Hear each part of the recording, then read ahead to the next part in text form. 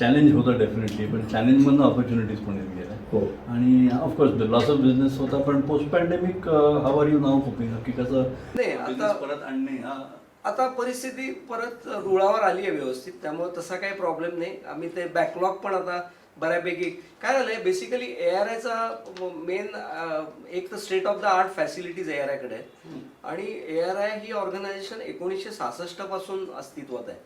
त्यामुळं आमच्याकडची manpower 80% manpower it's a technical और R&D इन्स्टिट्यूशन. त्यामुळं 80% पीपल आर टेक्निकल आमच्या इथे. आणि त्यांना ती सगळी म्हणजे आमचा वर्कफोर्स हा इतका कमिटेड आणि टॅलेंटेड आहे. आणि सगळी state of the art facilities, legacy खूप आहे. गेले 55 वर्ष आम्ही या फील्डमध्ये आहोत. ARI is known to everyone. म्हणजे मी तुम्हाला सांगू इच्छितो, प्राऊडली सांगतो मी, की जेव्हा ARIत एम्प्लॉई म्हणजे कुठल्याही इंजिनियरसाठी ARI is a dream job. ते वाट बघत असतात आपल्याला ARIत कधी ऑपॉर्च्युनिटी मिळते. बिकॉज ऑफ एक्सपिरियन्स, एक चांगला एक्सपिरियन्स मिळतो, एक्सपोजर मिळतं, एक गावातल्या गावात आहे, तर हे काही ॲडव्हान्टेजेस आहेत. सुट्ट्या आहेत भरपूर. आय मीन ऑल दीज म्हणजे बेसिक एक्सपिरियन्स अँड एक्सपोजर. त्या काळात त्या वेळेला काय बेसिकली त्यांना पेमेंट चांगला हवं, पण सुट्ट्या बिट्ट्या किंवा जवळच्या जवळ हा काही त्यांचा हेतू नसतो त्यावेळेचा. पण बेसिकली ह्या गोष्टींमुळे त्यांना चांगली एक ऑपॉर्च्युनिटी असते. मला आणखी एक प्राऊडली सांगायला आवडेल की आमचा ॲट्रिशन रेट हा फक्त 1% आहे, जो बाय IT मध्ये वगैरे may be more than 30%. So ARIतल्या एम्प्लॉईजना कधीही ARI सोडून जावं हा फील नाही आहे. आणि हे मी HR पण त्यात एक मेन रोल आहे असं मला वाटतं की we are able to retain the people with अस.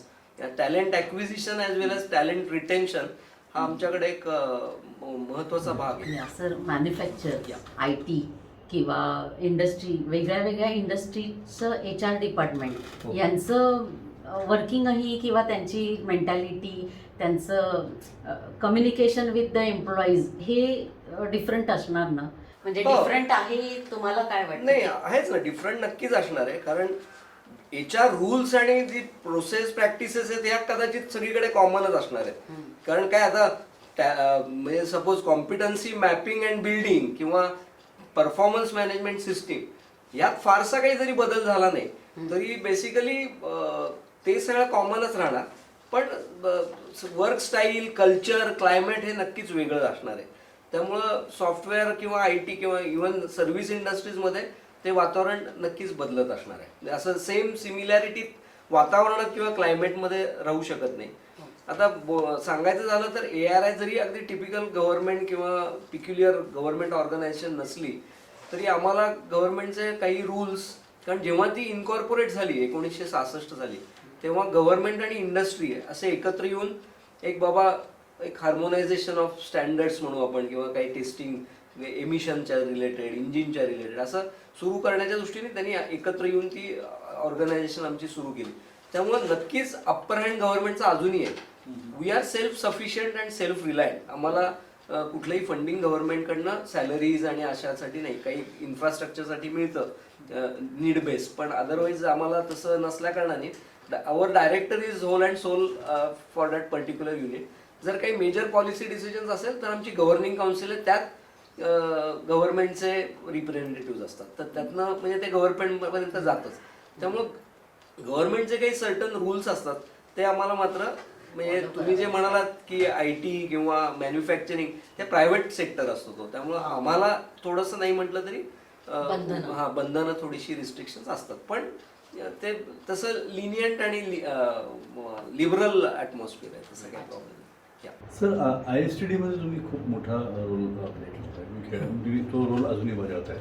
तर ॲज अ ट्रेनर किंवा ॲज अ ट्रेनिंग प्रोफेशनल हा एक प्रश्न आहे की ट्रेनिंग हे जे फंक्शन आहे याचं पूर्ण पोटेन्शियल आपण एक्सपेक्ट केलं आहे का भारतामध्ये? माझ्या मते बऱ्यापैकी होतं. आता कसं होतं की तुमच्या इथे 1000, 1200, 1500 एम्प्लॉईज असतात. त्यामुळे प्रत्येकाचं जे एक ती गॅप असते, म्हणजे जे डिझायर्ड जी रिक्वायरमेंट असते आणि ॲक्च्युअल त्याचा जो हे असतो, ती जी गॅप आपल्याला मिळवायची असते ती ट्रेनिंगनीच म्हणजे ट्रेनिंग नीड आयडेंटिफाय करूनच आपल्याला त्या गोष्टी कराव्या लागतात.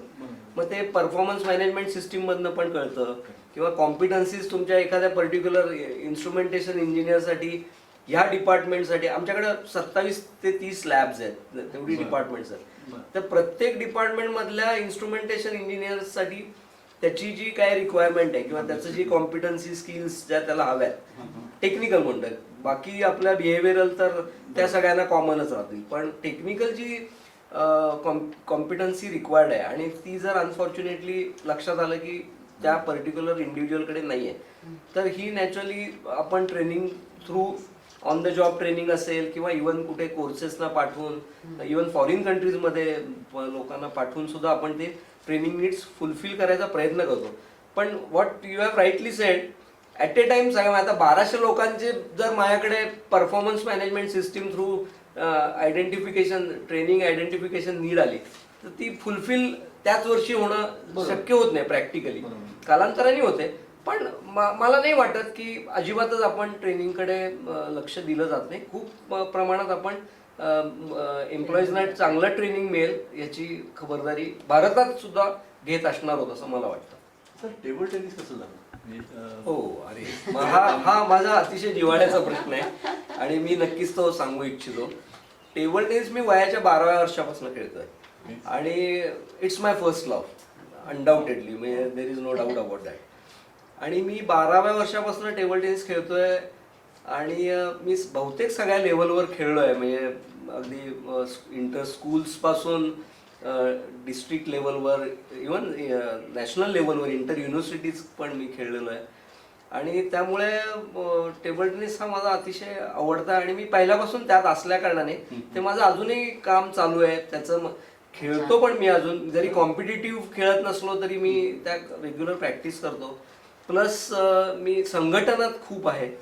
मी गेले 30 वर्ष पुणे युनिव्हर्सिटीचा मुलांच्या आणि मुलींच्या टेबल टेनिस टीमचा कोच पण आहे आणि सिलेक्टर पण आहे. म्हणजे मी आधी टीम पण सिलेक्ट करतो आणि मी कोच म्हणून टीमला वर्षातनं 2 ठिकाणी मला जायला चान्स मिळतो. एक तर आधी झोनल असतं, वेस्ट झोनमध्ये येतो आपण, वेस्ट झोनल असतात, आपल्या टीम्स चांगल्या असतात, पुण्याच्या चांगलं टेबल टेनिस खेळतात, त्यामुळे मला ऑल इंडिया पण खेळायला त्यांच्याबरोबर जमतं जायला. त्यामुळे मी गेले 30 वर्ष माझ्या एम्प्लॉयर्सनं मी त्याच्यासाठी खूप त्यांचे आभार मानतो. ते मला दरवेळेला अलाउ करतात आणि मी त्या दोन्ही त्या टीम्स बरोबर जातो. आणि मी पुणे डिस्ट्रिक्टचा टेबल टेनिसचा सीडिंग कमिटीचा चेअरमन आहे गेले 17-18 वर्ष. महाराष्ट्र स्टेट सिलेक्शन कमिटीवर आहे. पुण्यात 2008 साली कॉमनवेल्थ झाल्या त्या, युथ कॉमनवेल्थ होत्या, त्याचं सगळं अँकरिंग आणि काय म्हणू आपण कॉम्पिरिंग सगळं त्यावेळेला मी केलं होतं. And that was a international event, त्यामुळे that was more prestigious for me. मी पुढचा प्रश्न तोच होता की तुम्ही बऱ्याच टोप्या घातल्या आहेत, ही आत्ता तुम्ही अजून एक सांगितलं. तर तुम्ही एज्युकेशनमध्ये, तुम्ही इंडस्ट्रीमध्ये, तुम्ही इन्स्टिट्यूशनमध्ये, स्पोर्ट्समध्ये, तर बऱ्याच ठिकाणी तुम्ही मोठमोठाले रोल्स बजावले. तर तुम्हाला जिव्हाळ्याचा, तुम्ही आता म्हणलं की तुम्हाला टेबल टेनिस नक्कीच आहे, पण अपार्ट फ्रॉम दॅट तुम्हाला काय करायला खूप मजा आली? हां, टेबल टेनिस तर ती माझी पॅशन लहानपणापासून आहे, त्यामुळे त्यात तर मला कायमच आनंद मिळत गेला त्याच्यापासून.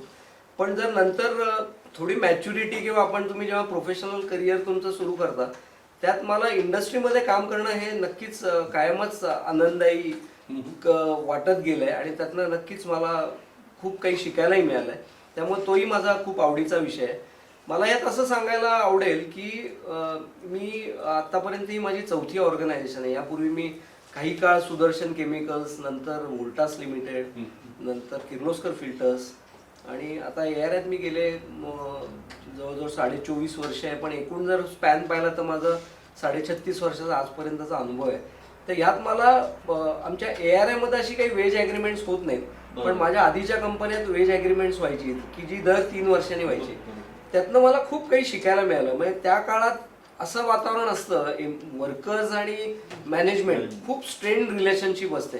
त्या काळात अगदी म्हणजे रोज ॲग्रीमेंट चालू असताना रोज जाताना गेटवर नावाचा उद्धार व्हायचा. पण त्यात जेव्हा निगोशिएशन होऊन तुमचं ॲग्रीमेंट होतं त्या दिवशी हेच सगळे कामगार आपल्याला म्हणजे HR मॅनेजरला किंवा मी तिथं फॅक्टरी मॅनेजर होतो किर्लोस्कर फिल्टर्समध्ये, तर हीच लोक गुलाल उधळत त्यांच्या खांद्यावर पण आपण घेतात. हा एक फार मोठा आनंद असतो. आणि काय असतं, जरी हा थोडासा मानसिक त्रास असेल, कारण वर्कर्स हे कायमच येत असतात, त्यांच्या काही कंप्लेंट्स असतात, काही त्यांच्या सजेशन्स असतात की हे आपल्याला कायम फुलफिल करता येत नसतात, पण त्यांना टॅक्टफुली समजावून सांगणं किंवा त्यांना कन्व्हिन्स करणं हा एक फार महत्त्वाचा भाग असतो. त्यात मला अजून एक ॲड करायला असं आवडेल की माझं स्पोर्ट्समन असल्याकारणाने माझं एक ते स्पोर्ट्समन स्पिरिटचा मला कायम HR मध्ये फायदा आला. मी बऱ्याच वेळा बऱ्याच एम्प्लॉईजशी अगदी मग तो अगदी स्वीपर असो किंवा कुठलाही सिनियर असो, मी त्याच्याशी अगदी नॉर्मल टोनमध्ये अगदी मित्रत्वाच्या नात्यानेच कायम वागत गेलो. त्यामुळं बऱ्यापैकी जे सिच्युएशन खूप हातघाईला आलेली असते ती इझिली डिफ्यूज होत गेली आणि मी फार इझिली त्या लोकांना हँडल करू शकलो. आणि आपलं मॅनेजमेंटचा शेवटी हे एम्प्लॉईज, आपली अपॉइंटमेंट ही एम्प्लॉईजच्या त्यांचे काही क्वेरीज असतील, काही ग्रीव्हन्सेस असतील, हे तर सोडवण्यासाठी आहेच. म्हणजे we have to see the interest of employees as well. पण जिथे एम्प्लॉईजची मागणी फार म्हणजे ती फार अवास्तव असते, त्या केसमध्ये आपल्याला मॅनेजमेंटचा एक रोल फॉलो करावा लागतो. तेव्हा जे कन्व्हिन्स करायला लागतं ते कदाचित मला माझ्या स्पोर्ट्समुळे त्याचा खूप फायदा आला आहे असं मला अगदी कॉन्फिडेंटली सांगावं असं वाटतं की त्यांनी खूप मला खेळामुळे खूप मला मदत झाली. पण इंडस्ट्री हा माझा नक्कीच आवडीचा विषय राहील. हो, आणि आता आपण म्हणतो की कुठलाही बिझनेस सुरू केला तरी सुरुवातीला तो सेट होईपर्यंत, पण सेट झाल्यानंतर लास्टला शेवटी पीपल मॅनेजमेंट हे जास्त येतं. प्रत्येक व्यवसायामध्ये पीपल मॅनेजमेंटच जास्त करावी लागते, तुमचं कुठलंही एज्युकेशन असेल आणि कुठल्याही लेवल. तर त्याचा म्हणजे तर असा खूप चांगला अनुभव तुमच्या प्रोफेशनमध्ये असं केव्हा तुम्हाला खूप आनंद झाला, असा काही क्षण आणि असा काही दिवस, असे काही घडामोडी? नाही, मी सांगितलं त्याप्रमाणे वेज ॲग्रीमेंट जेव्हा होतात ना, तो एक भयंकर आनंदाचा क्षण असतो. कारण तुमची एक जवळजवळ 4-5 महिने किंवा 6 महिने एम्प्लॉईज खूप रागवलेले असतात मॅनेजमेंटवर, कारण त्यांचे जे डिमांड्स असतात ते अवास्तव असतात. 25,000 रुपये महिना राईज मिळायला पाहिजे, त्यांनाही माहीत असतं तेवढी मिळणार नाही, पण ते निगोशिएट होऊन त्यांना जर 10,000 वाटत असतं तर मॅनेजमेंट एक 5,000 द्यायलाच तयार असतं. त्यामुळे ती जी गॅप आहे ती फुलफिल होणं 5-6 महिने लागतात जवळजवळ. आणि त्या काळात वातावरण खूप तप्त आणि असं अवघड असतं. एम्प्लॉईज समोरनं गेले वर्कर्स तरी बघत नाहीत तुमच्याकडे, काहीतरी मागे बडबड करत असतात, तुम्हाला त्रास होईल किंवा तुम्ही डिमोरलाइज व्हाल किंवा थोडंसं असं एकमेकांना इन्स्टिगेट करत असतात. हे सगळीकडे असतं. ह्याला काही कोणी अपवाद नाही. त्या काळात ते असतं. कदाचित त्यांच्याकडनं काहीतरी खूप मोठ्या चुका होतात, त्याच्यावर मग आपल्याला सायमल्टेनियसली डिसिप्लिनरी ऍक्शन घ्यावी लागते. हे जे IRचा जो आस्पेक्ट असतो ना, हा फार महत्वाचा आहे. म्हणजे HR हा कसा आहे, नाही म्हटलं तरी एक थोडा गुडी आस्पेक्ट आहे. म्हणजे काय बाबा, performance management system, competency mapping, जे वेगवेगळे जे कन्सेप्ट आहेत ते त्याच्याशी डायरेक्टली तुमच्या एम्प्लॉईजशी किंवा त्यांना दुखवायचं डायरेक्टली येत नाही. पण वेअरएज हे जे IR रिलेटेड जे डिफिकल्टीज असतात ना, ह्या सॉल्व्ह करताना तुम्हाला खूप अवघड जातं. आणि तेव्हा जेव्हा तुम्ही त्याच्यावर विजय मिळवता किंवा तुमच्या मनातलं जे एम्प्लॉयरचं जे बेसिक नीड असते ती तुम्ही जेव्हा फुलफिल करता, तो फार आनंददायी क्षण असतो. मला यात एक सांगायचं आहे, गेले 10-15 वर्ष एक नवीन ट्रेंड सुरू झाला आहे. तो कदाचित टिपिकली HR म्हणजे ज्याचं क्वालिफिकेशन हे HR मधलं आहे आणि त्या प्रोफेशन मधल्यांसाठी ते कदाचित तितकंसं चांगलं नसेल, पण ऑर्गनायझेशनच्या दृष्टीने नक्कीच चांगलं आहे.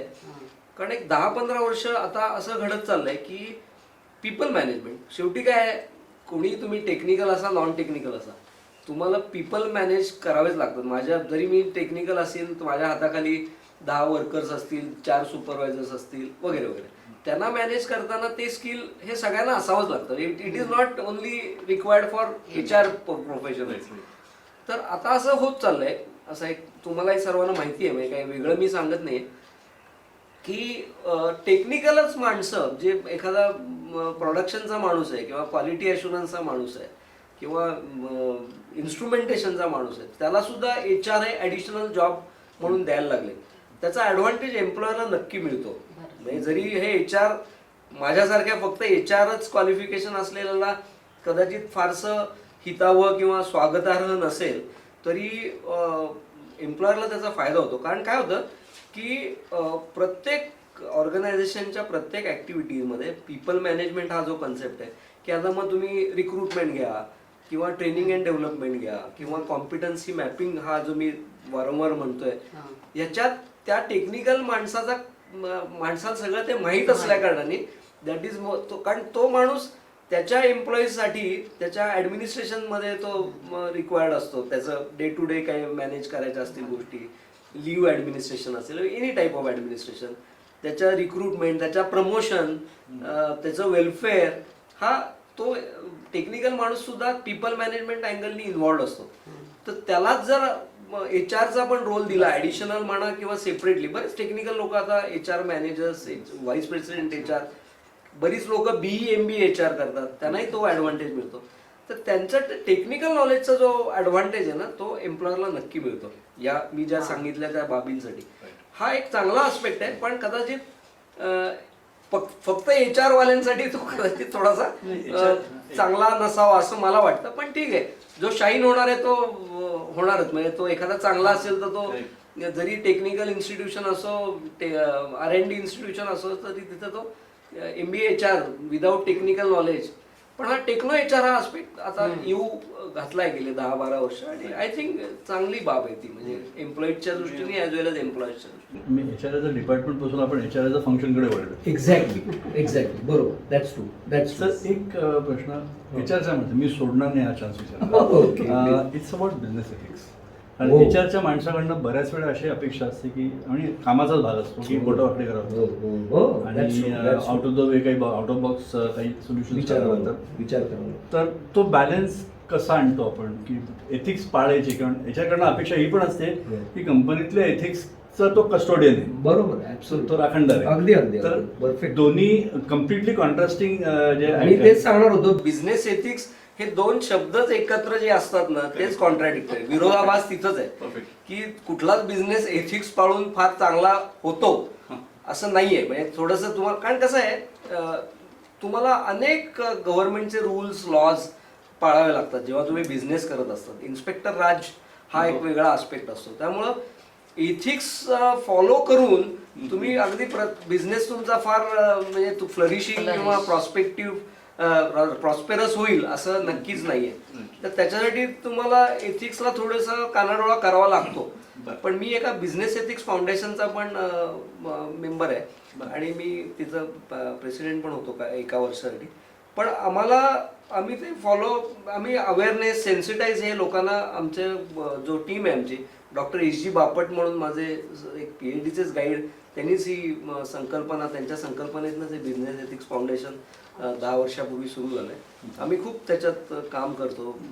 विजन डॉक्युमेंट वगैरे पासून सगळ्या गोष्टी आम्ही करतो. इंडस्ट्री इंटरफेस पण त्यात असतो. त्यामुळे आम्ही बऱ्याच इंडस्ट्रीजमध्ये जाऊन त्यांना सेन्सिटाईज करायचा एथिक्सबद्दल. कारण हे परचेस डिपार्टमेंट म्हणा किंवा अशा ह्याच्यात अजूनही थोडेसे प्रॉब्लेम असू शकतात. असतात असं नाही म्हणणार मी, पण असू शकतात. तर त्याच्यासाठी एथिक्स, ते कोड ऑफ कंडक्ट हे प्रत्येक ऑर्गनायझेशनसाठी इन प्लेस असायलाच पाहिजे. आणि आमच्याकडे ते खूप स्ट्रिक्टली आम्ही फॉलो करतो. इवन आमच्या इथे गिफ्ट्स घेणं हा सुद्धा त्याला निर्बंध, म्हणजे अगदी काय 100% काय लोक प्रेमाने डायरी, पेन्स असं देत असतात. ते काय तुम्ही रिजेक्ट करावं असं त्यातनंही तो दुखावला जातो म्हणून. पण जे काही लोक मेजर काही मोठ्या गिफ्ट देतात त्याला आमच्याकडे आम्ही थोडंसं त्याच्यावर निर्बंध आणलेले आहेत. असं कोड ऑफ कंडक्ट आमच्याकडे स्पेसिफिकली आहे, ते आम्ही फॉलो करायचा प्रयत्न करतो. इवन त्यात कोणी जर एरिंग एम्प्लॉई दिसला, एक्झिक्युटिव्ह दिसला, तर इवन डिसमिसल पर्यंत सुद्धा आमच्याकडे तशी प्रोव्हिजन आहे. आणि त्यामुळे एथिक्स फॉलो करणं ही एक सगळ्या म्हणजे देशाचीच नैतिक जबाबदारी आहे. आणि म्हणजे ऑर्गनायझेशनची तर आहेच ओघाली.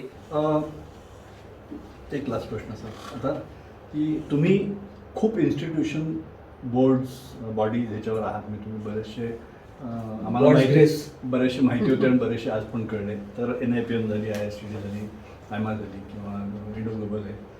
तर अशा ज्या संस्था हे जे फोरम्स आहेत ह्याचा आणि बिझनेसचा म्हणजे तुम्हाला बिझनेस आणि as well age business individuals businessman जे एंटरप्रिनर्स आहेत तर ह्यांचा किती उपयोग या सभासद होण्याचा अशा इन्स्टिट्यूशन असण्याचा काय उपयोग होऊ शकतो आपल्याला आणि काय उपयोग होतो फ्रॉम अ बिझनेस पर्स्पेक्टिव्ह?